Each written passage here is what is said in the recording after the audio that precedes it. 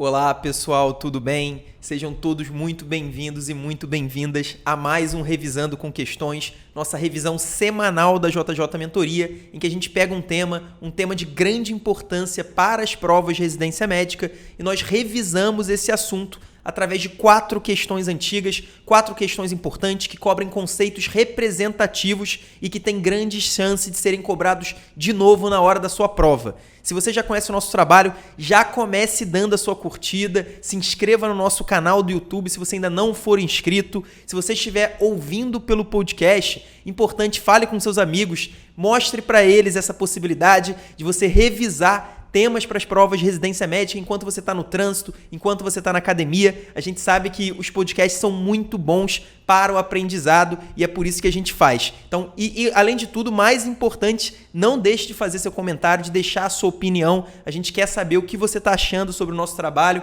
se já te ajudou, o que mais ajuda para a gente conseguir realmente produzir o melhor conteúdo possível para você. E hoje, claro, nosso assunto, mais uma vez, um assunto importantíssimo, é mais um assunto que está lá no primeiro grupo de relevância, a relevância muito alta da prova de residência médica, são as doenças respiratórias do recém-nascido, as doenças respiratórias do RN, são realmente doenças muito cobradas em prova de residência médica. Vocês vão ver o tipo de abordagem que mais cai nas provas, sem dúvida nenhuma, é a abordagem diagnóstica. Então vocês vão ver que quase todas as questões, se não todas as questões, a gente vai falar basicamente sobre diagnóstico. Você precisa identificar qual é a doença respiratória do RN de acordo com o quadro clínico que a banca coloca para você. Então a banca vai fazer um enunciado, vai te dar um quadro clínico e você precisa identificar qual é a doença respiratória desse recém-nascido. E é importante dizer, as doenças respiratórias do RN estão inseridas dentro da neonatologia. A neonatologia é o assunto único mais importante que mais cai em prova de residência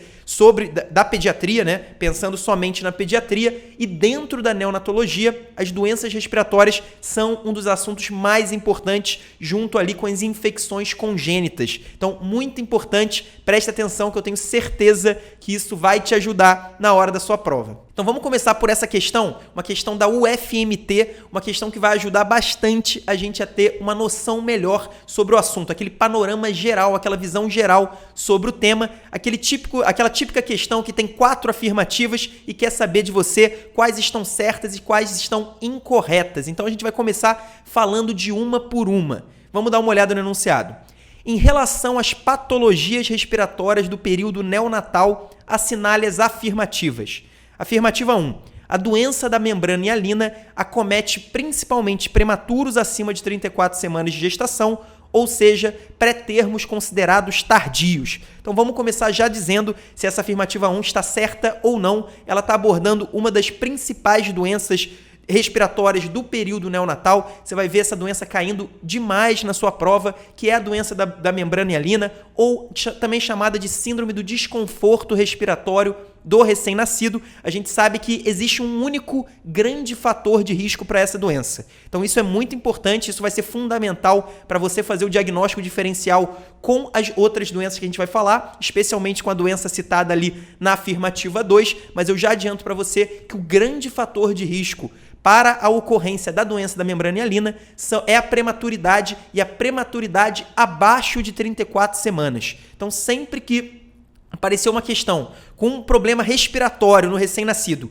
e esse recém-nascido for um recém-nascido prematuro abaixo de 34 semanas, com certeza a doença da membrana hialina vai ser 2, se não for o principal diagnóstico diferencial. Então, quando a banca fala que a doença da membrana hialina acomete principalmente prematuros acima de 34 semanas, esse é um conceito errado. Na verdade, é um conceito exatamente oposto à realidade. Abaixo de 34 semanas, aí sim é o grande problema da doença da membrana hialina. E por que isso acontece? A gente sabe que o desenvolvimento pulmonar, especialmente a produção de surfactante, que é uma substância que impede o colabamento dos alvéolos durante a mecânica respiratória, ele está basicamente pronto a partir de 34 semanas. Então, a partir de 34 semanas é difícil, não vou dizer que é impossível, pelo contrário, pode acontecer, mas é muito menor a chance do recém-nascido ter a doença da membrana hialina. Então, se for acima de 34 semanas e o recém-nascido tiver um problema respiratório, até pode ser a síndrome do desconforto respiratório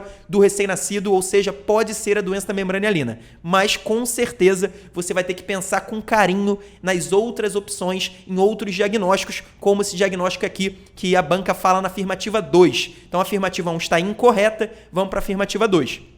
As principais alterações radiográficas da taquipneia transitória do recém-nascido incluem infiltrado reticular difuso, broncograma aéreo periférico e aumento do líquido pulmonar. Então, esse é o outro grande diagnóstico diferencial. As duas condições mais comuns na sua prova de residência médica, condições respiratórias do RN, são exatamente a doença da membrana hialina e essa doença aqui, a taquipneia transitória do recém-nascido. Esses são os dois grandes diagnósticos que você vai ter que diferenciar na sua prova em muitas questões. Vocês vão ver que a gente vai trazer questões com o diagnóstico diferencial dessas duas condições e eu já começo dando uma diferença importantíssima, que é exatamente no período, na idade gestacional do recém-nascido.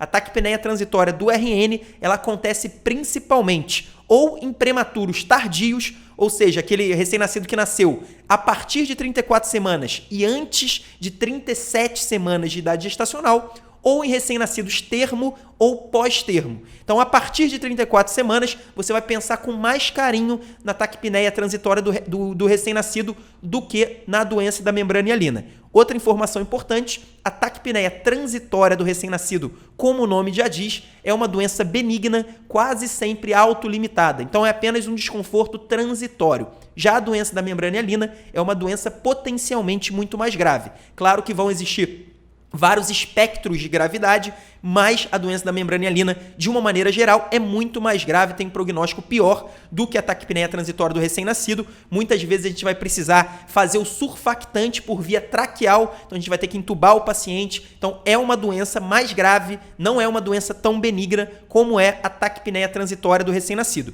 De qualquer jeito, a banca na afirmativa 2, ela está cobrando as alterações radiográficas. A gente vai ver isso em outras questões, mas eu já posso adiantar para você que essa descrição de infiltrado reticular difuso, broncograma aéreo periférico é a descrição da doença da membrana hialina e não da taquipneia transitória do recém-nascido. Depois a gente vai ver melhor as alterações radiográficas da taquipneia, mas essa não é a descrição da taquipneia e sim da doença da membrana hialina. É muito importante que você memorize essas descrições. Muita gente às vezes fica preocupado em identificar a doença na imagem, na radiografia, mas nesse assunto específico, nas doenças respiratórias do RN, é muito mais comum que a banca descreva as alterações radiológicas do que ela coloque a radiografia para você. Isso porque a radiografia é complicada, a gente sabe que os médicos generalistas não estão acostumados a ver radiografia de recém-nascido, então pode ser muito difícil diferenciar, por isso as bancas quase sempre vão colocar a descrição da radiologia. Nesse caso, a descrição da radiografia é compatível com a doença da membrana hialina e não com a taquipneia transitória do recém-nascido, por isso essa é mais uma opção que está incorreta. Vamos dar uma olhada agora na afirmativa 3.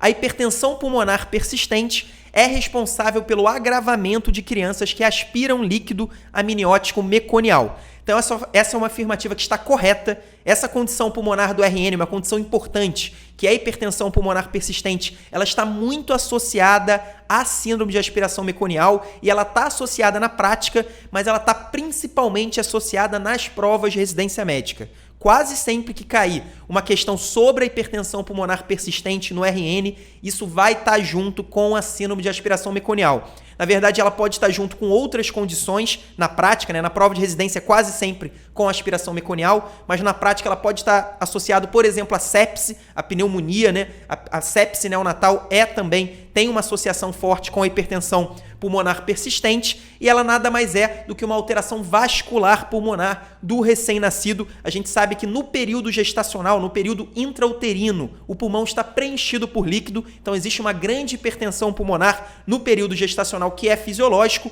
Quando o recém-nascido nasce, né, quando o feto nasce, quando ocorre o parto, a gente tem essa adaptação da vida intrauterina para a vida extrauterina e talvez o ponto mais importante ali, junto com as adaptações cardíacas, é a adaptação pulmonar. Então esse líquido é todo reabsorvido, existe uma grande redução na pressão arterial pulmonar e o sangue começa a chegar nos pulmões e começa a ser oxigenado como a gente tem na vida adulta. Então é muito importante, em alguns casos, por motivos que não são bem compreendidos, existe uma alteração e o recém-nascido fica com essa hipertensão pulmonar persistente. E aí o que acaba acontecendo? Existe um shunt direita-esquerda, como o lado direito está bombeando contra um pulmão que está com hipertensão pulmonar, esse sangue acaba passando pelos shunts que existem, né, pelas comunicações que existem no período neonatal, especialmente ali o forame oval, e isso gera um quadro de cianose. Então, o recém-nascido não tem a oxigenação que ele deveria, o sangue que deveria ir da artéria pulmonar para os pulmões e ser oxigenado,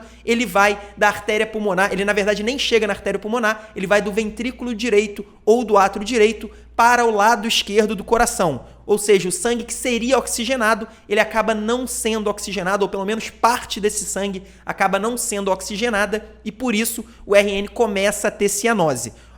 O grande diagnóstico diferencial da hipertensão pulmonar persistente são as cardiopatias congênitas e, na verdade, clinicamente é muito difícil, muitas vezes impossível a gente diferenciar. Normalmente a gente vai precisar de um ecocardiograma para verificar se existe alguma alteração congênita justificando uma cianose ou se é causada por uma hipertensão pulmonar persistente. De qualquer jeito, a afirmativa 3 está correta. Isso é basicamente o que você precisa saber para as provas de residência médica, que a hipertensão pulmonar persistente tem uma forte associação com a síndrome de aspiração meconial. Então, se você encontrar lá na sua prova um recém-nascido com cianose, às vezes até com uma cianose progressiva, pode ter um sopro também, associado à síndrome de aspiração meconial, muito provavelmente é a hipertensão arterial persistente, afirmativa 3 correta. Indo para a afirmativa 4, o streptococo do grupo B é o principal patógeno de origem materna responsável pelas pneumonias bacterianas no período neonatal.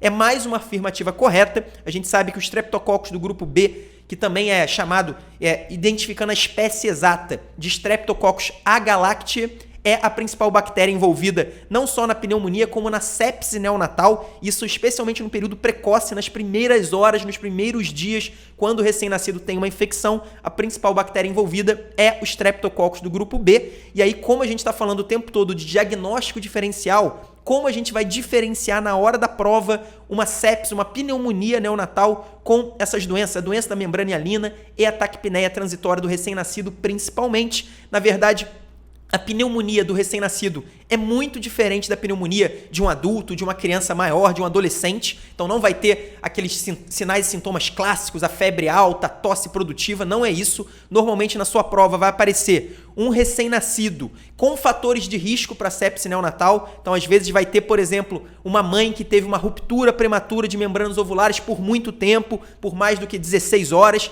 É um fator de risco importantíssimo para sepse neonatal. E vai ter o recém-nascido, às vezes com desconforto respiratório inespecífico, ele pode ter até períodos de apneia, ele pode ter desregulações na temperatura corporal. Então uma hora ele faz hipertermia, uma hora ele faz febre, uma hora ele faz hipotermia. E ele pode ter também alterações hemodinâmicas, uma instabilidade hemodinâmica, uma hipotensão. Aí sim a gente vai pensar mais numa causa infecciosa, a gente vai pensar numa pneumonia neonatal, mas normalmente não é difícil diferenciar essas doenças respiratórias, doença da membrana hialina, taquipneia transitória do recém-nascido, com a pneumonia neonatal. Isso normalmente não vai ser difícil na hora da prova de residência. De qualquer jeito, é mais uma afirmativa correta, afirmativa 4. Então, com certeza, afirmativa 3 e 4 corretas apenas. Por isso o gabarito é ali a letra D. 3 e 4 são as corretas. Por que a número 1 está incorreta? Porque a doença da membrana hialina é mais comum, muito mais comum, em RNs nascidos abaixo de 34 semanas de idade gestacional. E porque a afirmativa 2 traz uma descrição radiográfica da doença da membrana hialina e não da taquipneia transitória do RN. Por isso, sem dúvida nenhuma, a 1 e a 2 estão incorretas, só a 3 e a 4, alternativa D correta. Agora, continuando, vamos dar uma olhada nessa questão da Unifesp, uma questão interessante para a gente se aprofundar nessa diferenciação, nesse diagnóstico diferencial entre a doença da membrana hialina e a taquipneia transitória do recém-nascido. Vamos dar uma olhada no enunciado. Recém-nascido com 6 horas de vida, com batimento de asa nasal, gemência, taquidispneia e retração intercostal. História materna de diabetes mellitus, sendo indicado parto cesáreo por sofrimento fetal. Peso ao nascer de 2.640 gramas, idade gestacional de 35 semanas e sexo masculino. Radiografia de tórax com infiltrado retículo granular difuso, presença de broncograma aéreo e aumento do líquido pulmonar. Qual hipótese diagnóstica mais provável? Letra A, cardiopatia congênita. Letra B, taquipneia transitória do recém-nascido. Letra C, pneumonia precoce. Letra D, hipertensão pulmonar persistente neonatal. E a letra E, síndrome do desconforto respiratório neonatal, que é a mesma coisa do que doença da membrana hialina. Então vocês podem ver pelas opções de resposta que as bancas não têm muita criatividade ao fazer questões sobre esse tema. Basicamente, a banca vai te dar esse quadro clínico, vai te dar a história do paciente, vai colocar alguns fatores de risco para uma doença X, outros fatores de risco para uma doença Y e vai perguntar para você qual é a principal hipótese diagnóstica e as opções sempre vão ser muito parecidas com essa que eu acabei de ler. Então, esse é o tipo de questão mais importante. Para acertar essa questão, a gente precisa ver os principais fatores ali que a banca colocou para a gente. O primeiro ponto que chama atenção é que a banca falou que a idade gestacional é de 35 semanas. Eu falei na última questão que a doença da membrana hialina é muito mais comum, o típico da doença da membrana hialina, ela é acontecer em recém-nascidos que nasceram até 34 semanas, abaixo de 34 semanas de idade gestacional. Então, um RN nascido com 35 semanas, no mínimo liga um alerta que pode não ser a doença da membrana hialina. De qualquer jeito, vamos continuar. Outro ponto que a banca colocou aqui, ela falou que a mãe tem uma história de diabetes mellitus. Então, é um RN nascido de uma mãe que teve diabetes, que tem diabetes e que, claro, teve a diabetes durante a gestação. E aí é importante, as duas principais doenças, tanto a doença da membrana hialina quanto a taquipneia transitória, elas têm como fator de risco o diabetes da mãe. Então, o diabetes da mãe é fator de risco tanto para a membrana hialina quanto para a taquipneia transitória. Então, isso acaba não ajudando muito a gente. Outro ponto importante, o parto cesáreo por sofrimento fetal. A banca não falou se essa paciente já estava em trabalho de parto quando foi indicado o parto cesáreo. A gente pode até inferir que não, pelo jeito que foi escrito, mas de qualquer jeito, quando ocorre um parto cesáreo sem trabalho de parto, então a gestante não entrou em trabalho de parto, o médico indicou, o obstetra indicou uma cesariana eletiva. Esse caso, a gente tem um fator de risco importantíssimo, fundamental para a taquipneia transitória do recém-nascido. Esse é o grande fator de risco, vai aparecer em quase todas as questões de prova que colocarem lá a taquipneia transitória do recém-nascido. Sempre que o gabarito for esse, quase sempre a banca vai descrever um recém-nascido que nasceu de cesárea eletiva, sem trabalho de parto. Então isso é muito importante, nesse caso foi um parto cesáreo. De qualquer jeito vamos continuar lendo, porque a banca colocou ali a descrição da radiografia de tórax. Eu não sei se vocês lembram da última questão, da descrição da radiografia que apareceu, mas nesse caso a gente tem um infiltrado retículo granular difuso, presença de broncograma aéreo e aumento do líquido pulmonar. Qual é essa descrição? Lembra que eu falei? Essa é exatamente a descrição da radiografia da doença da membrana hialina. Então a banca fez uma questão muito maldosa da Unifesp, ela colocou duas características compatíveis com a taquipneia transitória, ela colocou 35 semanas de idade gestacional e também a cesariana, porém ela no final colocou uma radiografia 100% compatível com a doença da membrana hialina. Quando for assim, a gente sempre vai ficar com alguma dúvida, mas eu sugiro para que você sempre coloque, nesses casos, o diagnóstico compatível com a radiografia. Então, por isso, nesse caso, o gabarito é a letra E, a síndrome do desconforto respiratório neonatal. Se você não gostou do jeito como a banca fez a questão, achou que realmente foi uma pegadinha maldosa, eu concordo. Porém, a minha recomendação para você evitar frustrações na hora da prova é que, se acontecer algo desse tipo, a banca colocar uma característica daqui, outra característica de lá, só que no meio dessas características, uma delas for uma radiografia de tórax completamente compatível com uma das duas doenças, com certeza vai na radiografia, que é o que vai ter mais chance de você acertar. Claro que a gente ainda não falou do padrão da radiografia da taquipneia transitória, mas é isso que a gente vai ver na próxima questão. Nessa, o gabarito é a letra E, síndrome do desconforto respiratório neonatal. Apesar de ser um RN de 35 semanas, é uma idade gestacional muito próxima ali do que é o comum da doença da membrana hialina. A gente nem sabe se essa idade gestacional foi calculada corretamente, então realmente não dá para discordar da banca. A principal hipótese diagnóstica, olhando todas as informações fornecidas, é a letra E. Agora vamos para a questão número 3 da Unesp. Vamos dar uma olhada no enunciado. RN com 36 semanas de idade gestacional, cesárea eletiva, sem trabalho de parto. Mãe saudável e com pré-natal sem intercorrências. Um boletim de Apgar 5, 7 e 9, recebeu um ciclo de ventilação com pressão positiva na sala de parto. Desenvolveu distúrbio respiratório precocemente, caracterizado por taquipneia e tiragem intercostal. O padrão da radiografia de tórax e a respectiva conduta são... Então, eu não vou nem ler todos os padrões que a banca citou. Basicamente, a banca quer saber qual é o padrão da radiografia de tórax e a conduta indicada. Para a gente saber qual é o padrão da radiografia de tórax e a conduta indicada, é fundamental que a gente saiba qual é a principal hipótese diagnóstica. Então, apesar de não ser uma questão que a banca pediu diretamente a hipótese diagnóstica, com certeza saber qual é o diagnóstico mais provável era essencial para acertar essa questão. E, na verdade, essa questão não poderia ser mais fácil a gente saber qual é o provável diagnóstico, que a banca dessa vez colocou todas as características compatíveis com a taquipneia transitória do recém-nascido.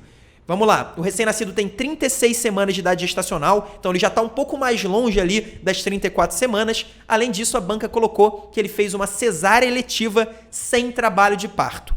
Nesse caso, se não houver nenhuma outra característica muito forte para te levar para outro diagnóstico, com certeza pode ficar tranquilo que é a taquipneia transitória do recém-nascido, e era exatamente esse o diagnóstico da banca. Inclusive, vocês podem ver que o boletim de Apgar foi um boletim baixo inicialmente, mas logo depois ele melhorou. Então, realmente, aparentemente não é uma condição tão grave, é uma condição mais benigna, o que também é compatível com o nosso diagnóstico. E aí, dentre essas 4 descrições, há o gabarito, o que é realmente que você precisa memorizar para descrever a taquipneia transitória do recém-nascido, é o que está ali na letra C. Uma hiperinsuflação, talvez seja esse o ponto mais importante. Isso é praticamente universal em questões que falem sobre a radiografia de uma taquipneia transitória do recém-nascido. Quase sempre vai ter a descrição de hiperinsuflação e esse ponto aqui, que é o derrame intercisural. Então isso é muito importante. Na verdade, o pulmão do recém-nascido com a taquipneia transitória a taquipneia transitória do RN é um pulmão congesto. Então vocês estão vendo ali a congestão perilar. Na verdade, a fisiopatologia dessa doença é exatamente uma reabsorção insuficiente do líquido pulmonar. Por isso, inclusive, que a cesárea eletiva sem trabalho de parto acaba sendo um fator de risco, porque durante o trabalho de parto essa absorção costuma ocorrer. Então, quando a gente não tem o trabalho de parto, isso acaba sendo um fator de risco para o problema. Então, é exatamente isso que você precisa memorizar: hiperinsuflação, congestão perilar e derrame intercisural. Se você memorizar essas 3 características, eu tenho certeza que você não vai errar a questão que cobrar o padrão radiológico da taquipneia transitória do recém-nascido. Se você olhar ali em cima, na letra B, por exemplo, a banca fala no infiltrado granular difuso. Esse é exatamente a descrição radiológica da doença da membrana hialina. Na letra D, a banca fala na hiperinsuflação pulmonar, mas fala também de broncogramas aéreos. Então, essa é a característica da doença da membrana hialina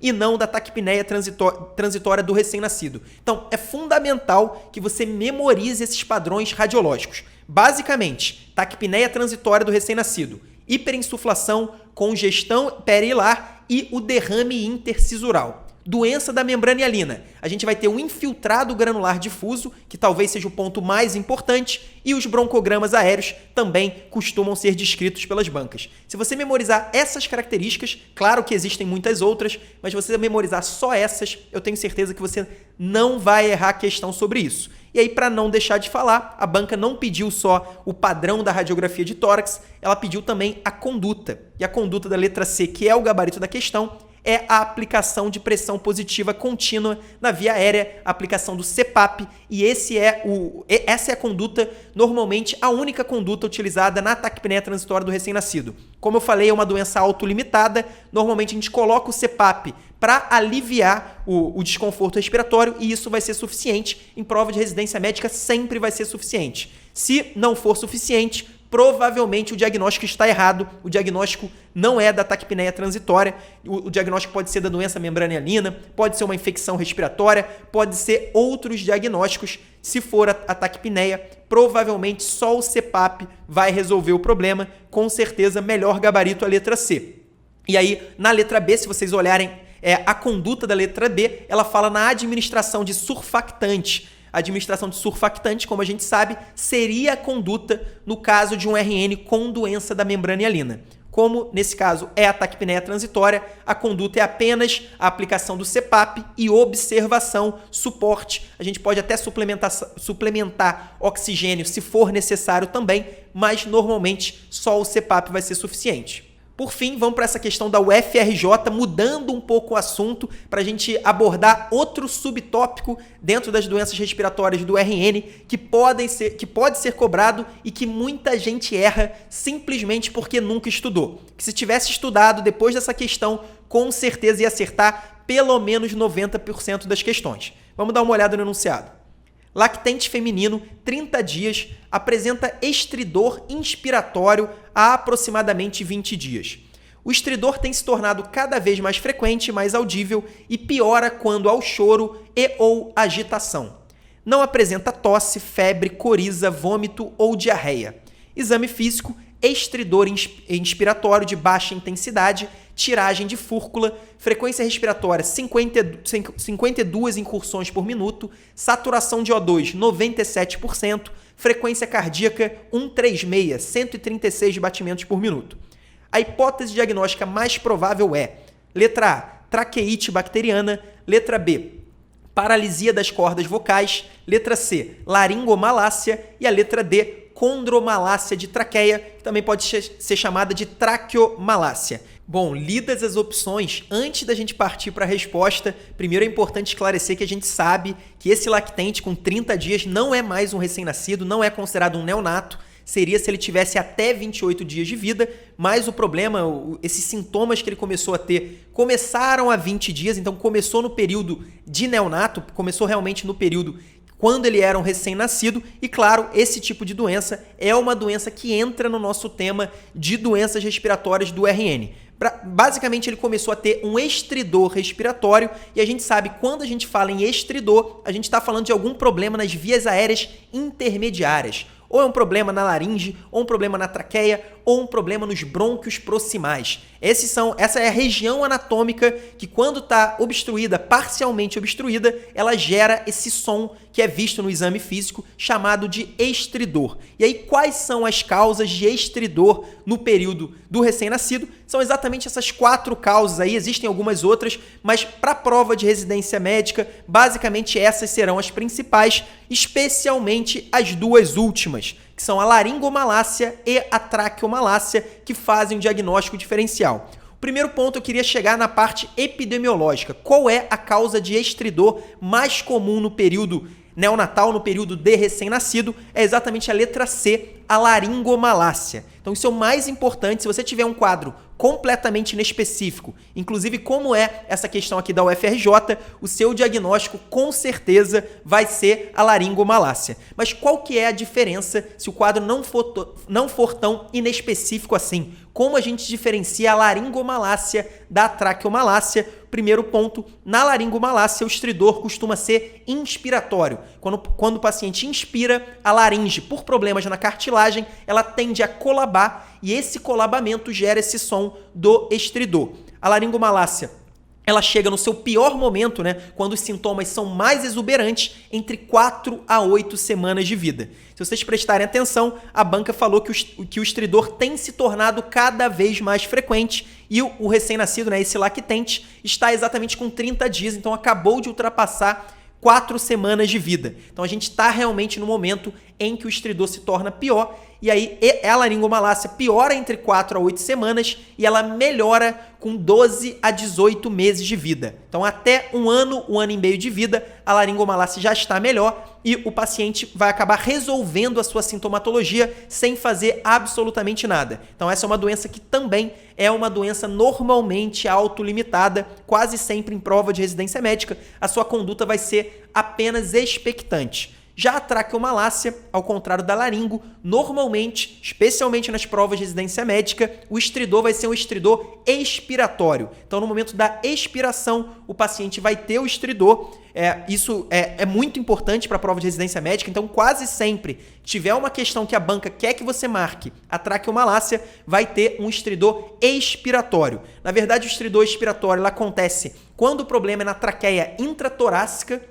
Então, pelo menos na prática, a gente pode ter também uma traqueomalácia da traqueia fora do tórax, extratorácica, e causar um estridor inspiratório, muito parecido com a laringomalácia, mas nas provas de residência médica a gente não vai chegar nesse nível de profundidade. Então, se o estridor for inspiratório, provavelmente é a laringomalácia, se for expiratório, pode ser a traqueomalácia. Já a paralisia das cordas vocais ali na letra B é mais uma condição que pode ser causa de estridor no recém-nascido. A gente pode ter trauma durante o parto das cordas vocais e isso causar essa paralisia. Quando a gente tiver o estridor, a paralisia vai ser bilateral, então uma paralisia unilateral. Não sei se vocês lembram da nossa aula de câncer de tireoide. Se eu não me engano, a gente gravou já um revisando com questões sobre isso, mas quando a gente tem uma paralisia unilateral das cordas vocais, o grande sintoma vai ser a rouquidão. Então o paciente vai ficar rouco. Claro que um lactente a gente não vai conseguir ver ou vai ter muita dificuldade de ver que ele está rouco, mas de qualquer jeito, numa criança um pouco maior, esse tipo de questão vai aparecer com a rouquidão. E a rouquidão não aparece na laringomalácia.